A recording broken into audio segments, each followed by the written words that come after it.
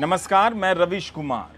भारत में सबसे बड़ा ठग कौन है? यह सवाल आसान तो है, मगर इसका जवाब बहुत मुश्किल है। राजनीतिक लोगों से अपील है कि वीडियो देखने से पहले जवाब देने में जल्दी ना करें कि भारत का सबसे बड़ा ठग कौन है। वैसे भी जो जवाब आप जानते हैं, उसे लेकर जल्दी नहीं करनी चाहिए, लेकिन भारत में ठगों की प्रतियोगिता तो होनी ही चाहिए, ताकि हम और आप सही सही जान सकें कि भारत में सबसे बड़ा ठग कौन है। Do you get my point? सबसे पहले बात होगी गुजरात के किरण भाई पटेल की। प्रधानमंत्री कार्यालय का अधिकारी बताकर कश्मीर की वादियों में Z+ सुरक्षा में घूमते रहे, कश्मीर का दौरा करते रहे, सीमा सुरक्षा बल, सेना से लेकर और प्रशासन तक को बेवकूफ बनाया। इसके बाद बात होगी गोदी मीडिया के तमाम चैनलों और अखबारों की, जिसने नोबेल कमेटी के डिप्टी लीडर एसले टोजे के हवाले से फर्जी खबर चला दी कि प्रधानमंत्री मोदी नोबेल शांति पुरस्कार के दावेदार हो सकते हैं। फिर उसके बाद बात होगी गौतम अडानी की। आपको याद होगा कि 24 जनवरी को हिंडनबर्ग की रिपोर्ट में लिखा है कि दुनिया के तीसरे नंबर के अमीर किस तरह से कॉरपोरेट इतिहास में कथित रूप से सबसे बड़ी ठगी को अंजाम दे रहे हैं। मतलब आज का भारत तय ही नहीं कर पाएगा कि एक साथ कई चैनलों और अखबारों को सबसे बड़ा ठग कहें या कॉरपोरेट इतिहास में कथित रूप से सबसे बड़ी ठगी करने वाले को सबसे बड़ा ठग कहें, या प्रधानमंत्री कार्यालय का अधिकारी बताकर कश्मीर में Z+ सुरक्षा लेकर घूमने वाला भारत का सबसे बड़ा ठग है। आपने इन तीनों कैटेगरी में एक चीज कॉमन देखी होगी। प्रधानमंत्री मोदी का नाम सब में आता है, वो किसी में शामिल नहीं है, मगर राजनीतिक आरोप के रूप में, तो कभी फर्जी खबर के रूप में, तो कभी उनके नाम के इस्तेमाल के रूप में उनका जिक्र आ जाता है। प्रधानमंत्री मोदी के नाम कॉमन है, मगर कॉन मैन यानी ठगों के नाम अलग अलग हैं। कई सारे न्यूज़ चैनलों और अखबारों ने यह खबर क्यों चलाई कि प्रधानमंत्री नरेंद्र मोदी नोबेल शांति पुरस्कार के मजबूत दावेदार हो सकते हैं, जबकि नोबेल कमेटी कभी भी दावेदारों का नाम, उनके नाम पहले से नहीं बताती है। किसका नाम प्रस्तावित हुआ है, इस बात की जानकारी 50 साल तक गुप्त रखी जाती है। यहाँ तो ऐसे खबर चला दी गई जैसे पटना के मौर्या होटल में बाकायदा प्रेस कॉन्फ्रेंस हुई हो, समोसा जलेबी खाने के बाद यह ऐलान कर दिया गया हो कि प्रधानमंत्री नरेंद्र मोदी नोबेल शांति पुरस्कार के मजबूत दावेदारों में से।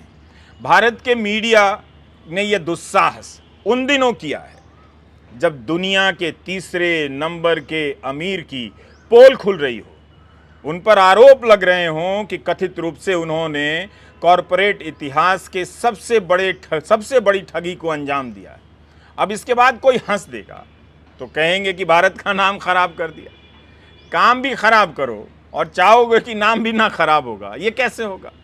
अगर इस बात से भारत की छवि खराब ना हो तो कही जा सकती है कि भारत एक ठग प्रधान देश है।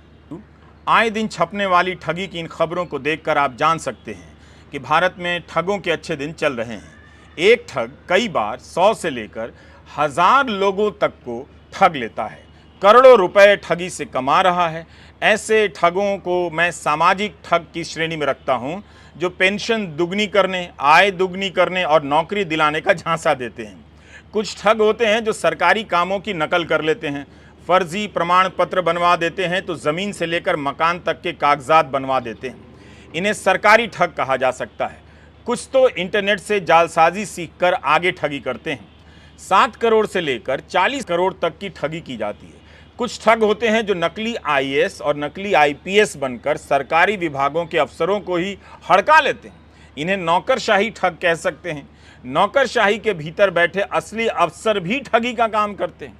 किसी को फर्जी मामले में फंसा देते हैं तो किसी को फंसाने का डर दिखाकर माल बना लेते हैं। कुछ ठग धार्मिक ठग होते हैं जो अंधविश्वास फैलाकर समाज से लाखों करोड़ों रुपए कमाते हैं।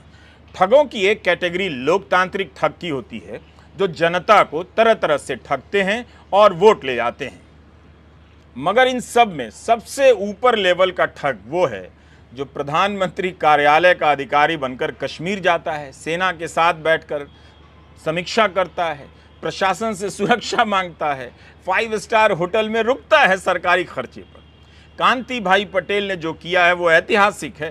कांति पटेल ने सेना से लेकर प्रशासन तक को चकमा दिया है, वो भी उच्च सुरक्षा वाले जोन में।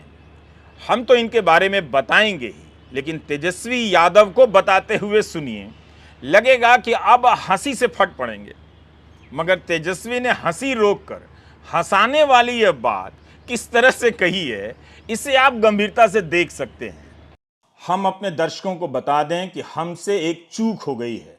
इस महाठग का नाम हमने कांति पटेल कह दिया है, जबकि ये किरण पटेल है। देखिए, श्रीनगर में सुरक्षा कर्मियों के साथ जो सुरक्षा उसको और यही नहीं, आप देखिएगा कि Z+ सुरक्षा भी जो है इसको प्रदान रहता है, और ये भारतीय जनता पार्टी का सदस्य भी है। यानी जो फर्जी जो आदमी है, साफ तौर पे ये सदस्य भी है भारतीय जनता पार्टी का। ये बहुत ही बड़ा मामला है, और अमित शाह जी के साथ इसकी तस्वीर भी है। अब पता नहीं जांच एजेंसियां तो सारी जितनी है वो तो विपक्ष के नेताओं के पीछे छोड़ दिया गया। ठीक है, कम से कम सुरक्षा एजेंसियों को इस तरह के ध्यान जो है करने चाहिए कि भाई इस तरह का अगर आदमी अगर प्रोटोकॉल तोड़कर, प्रोटोकॉल के नकली फर्जी आदमी अगर सब कुछ पा सकता है तो ये कहीं भी कुछ नीचे करो ना भाई। अब ये आदमी के पास कितना महत्वपूर्ण जानकारी होगा इस जगह, इस व्यक्ति के अलावा अगर समझिए कि अगर कोई आतंकवादी हो, माइक पीछे ना नीचे करो, तो देश का सारा सुरक्षा जो है उनके हाथों में आ जाता है। बहुत आगे। अब तो आपको कांति भाई पटेल के कारनामे का अंदाजा हो गया होगा। कई लोग कांति पटेल को ठग नहीं मान रहे हैं, सवाल उठा रहे हैं कि Z कैटेगरी की सुरक्षा केवल ईमेल कर देने या विजिटिंग कार्ड दिखा देने या झांसा दे देने से किसी को नहीं मिलती है, यह संभव है। तो यह किसका आदमी है जो सिस्टम के भीतर भेजा गया है क्या, यह सवाल भी उठाए जा रहे हैं। कांति पटेल ने जिन जिन को ठगा है उनकी क्षमता पर भी सवाल उठता है। कम से कम तबादला तो होना ही चाहिए। कांति पटेल को 5 स्टार होटल में ठहराया गया। क्या जम्मू कश्मीर प्रशासन दिल्ली से आने वाले तमाम IAS अफसरों को ऐसी सुविधा देता है? और इतनी महंगी सुविधा देने की ज़रूरत भी क्या है? उन्हें Z+ की सुरक्षा कैसे दे दी गई? किरण पटेल कश्मीर दौरे का रील्स बना रहा था, वीडियो बना रहा था। ऐसा तो कोई अफसर करता भी नहीं। इतना ही काफ़ी था कि पहले ही दिन किसी के कान खड़े हो जाते कि यह उड़ी सेक्टर में सीमा पर गया है। भारी सुरक्षा के बीच 4-4 गाड़ियों के काफिले के साथ बुलेट प्रूफ कार में चल रहा था। इसका वीडियो बनाकर इंस्टा पर डाल रहा था। पीएमओ का कौन सा अफसर ऐसा करता है? मगर कई हफ्ते गुजर गए। मीडिया रिपोर्ट के अनुसार किरण पटेल अधिकारियों को हड़काता भी था कि वह उनके तबादले करवा देगा। सवाल है कि कोई भी अफसर खुद को यह बताए कि वह प्रधानमंत्री कार्यालय से आया है, रणनीति और अभियान विभाग का अतिरिक्त निदेशक है, तो कोई यूं ही स्वीकार कर लेगा? किरण पटेल किसका आदमी है? सामान्य ठग है या इसे यहां तक पहुंचाने में किसी और की भूमिका थी? जांच का इंतजार कीजिए। ये मामला बहुत गंभीर है, राष्ट्र की सुरक्षा की दृष्टि से बहुत गंभीर है। राष्ट्र के सर्वोच्च पद पर आसीन व्यक्ति के नाम का दुरुपयोग यूं इस तरह से हो, सरेआम हो, सार्वजनिक स्तर पर हो, लगातार हो रहा हो, उसको कोई रोक नहीं रहा हो, उसकी तरफ या तो ध्यान नहीं है या ध्यान है और फिर भी ध्यान नहीं है। यह स्थिति है देश की सरकार की। यह जम्मू कश्मीर ऐसा संवेदनशील इलाका इस देश का, इस विश्व का, वहां एक हफ्ता नहीं, एक दिन नहीं, एक महीना नहीं, 5 महीने से लगातार एक आदमी सुरक्षा बलों के साथ धोखाधड़ी कर रहा हो और जनाब को खबर ही नहीं है, साहिब को। सवाल यह उठता है, यह है आपका सूचना तंत्र, यह है आपका इंटेलिजेंस मैकेनिज्म। मैं आपको बताना चाहता हूं Z+ सिक्योरिटी का अर्थ क्या है। 55 लोग आपको मिलते हैं Z+ सिक्योरिटी में, 55 व्हीकल्स। इन सब का मंथली खर्चा अगर हम निकालें तो लगभग 33 लाख। और ये Z+ सिक्योरिटी आज की तारीख में इस देश के 40 लोगों को मिली। ये महत्वपूर्ण तथ्य हैं जो आप सबको जानने चाहिए। आपको मालूम है कि किस किस से इन्होंने सिक्योरिटी वापस ले ली थी। हमारे कांग्रेस के भी कई नेता थे, उनसे Z+ वापस ले ली कि साहब आपको जरूरत नहीं है। अब हमें समझ में आ रहा है जरूरत किसको है। आप सोचिए किस तरह के व्यक्ति को यह सुरक्षा दी गई और किस स्तर से यह निर्देश आए, यह जानना बहुत आवश्यक है। Z+ सिक्योरिटी बिना दिल्ली से कोई कम्युनिकेशन गए कैसे मिली, सरकार वहां किसकी है, वहां किसका शासन चलता है, क्या वो गृह मंत्रालय से सीधे सीधे संबंधित शासन है या नहीं है, तो सबको मालूम है। फिर भी किसी को Z+ सिक्योरिटी मिल रही है।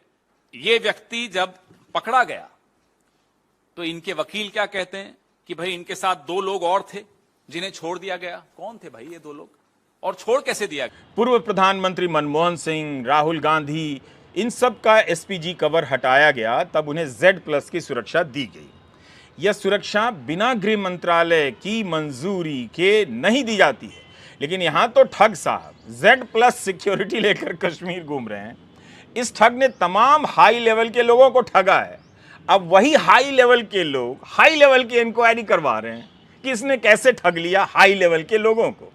बंदा ट्वीट कर रहा है कि कुलगाम जिला प्रशासन और जम्मू कश्मीर पर्यटन के साथ मिलकर विंटर कार्निवाल को कामयाब बना देंगे। आदमी बड़ा गजब का निकला है। 15 फरवरी को एक शेर ट्वीट करता है, लिखता है कि हैरत से जो यूं मेरी तरफ देख रहे हो, लगता है कभी तुमने समुंदर नहीं देखा। किरण भाई पटेल, समुंदर तो देखा